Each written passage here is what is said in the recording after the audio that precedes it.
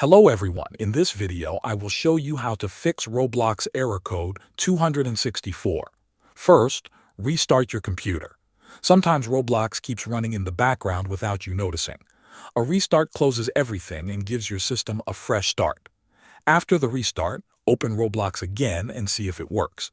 If the error is still there, check your other devices. Make sure Roblox is not open on your phone, tablet, or another computer. If your account is active somewhere else, Roblox will not let you join a game on your current device. If you checked all your devices and Roblox is still not working, your account might be signed in by someone else without your permission. To fix this, open your browser and go to roblox.com. Log in to your account.